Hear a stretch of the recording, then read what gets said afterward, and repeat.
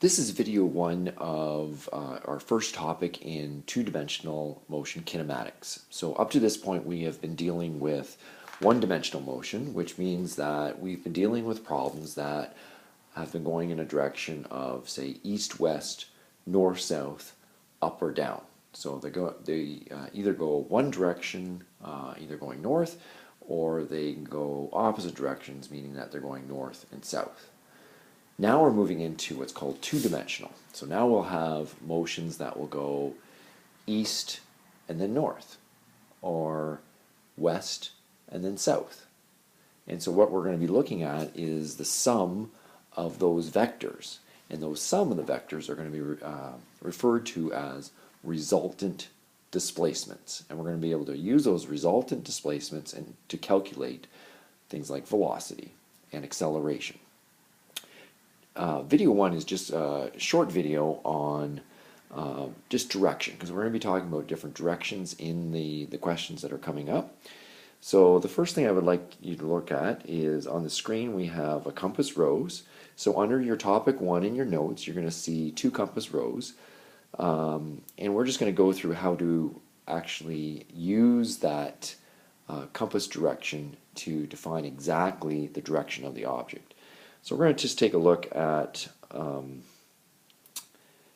the 10 degrees, the purple line here. So from the purple line, if I was, say, traveling over here, and that was my end point, I would want to say my direction from my reference point. So my reference point would be the origin. So the way we would look at that is, or describe that, is we would say this object here traveled east and then went 10 degrees north. Now, they don't travel in that right angle pattern, but that is where they ended up. And so the overall direction and how we would describe that is we would say east, the degrees that they went off the direction east, and the direction they went. So in this case it was north.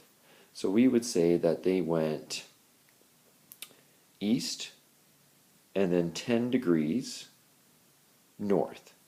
And we would put that in a square bracket. So instead of just saying north or east or up or down like we did for one-dimensional, now we're going to be adding a direction to it.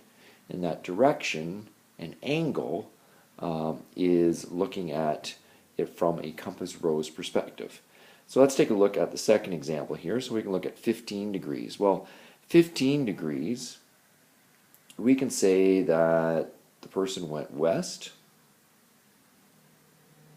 and then they went 15 degrees south.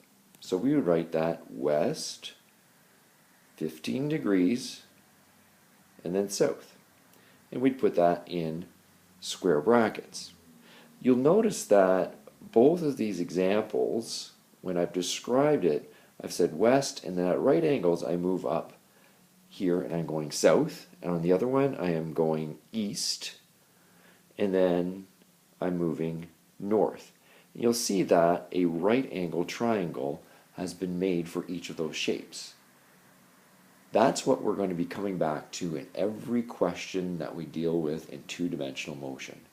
We will always end up with a right angle triangle. And with that right angle triangle, we're not only going to be able to figure out the lengths of those individual sides using trigonometry and using Pythagorean theorem, we're also going to be able to figure out the angle that they are actually moving at. So that's just a little preliminary look at the directions. We'll keep coming back to those directions in almost every question that you do. And so remember that this is a vector quantity. Vector quantities need a direction, and in this case now the directions will have an angle. So we're going to move on, and the second video is now going to look at example number 1.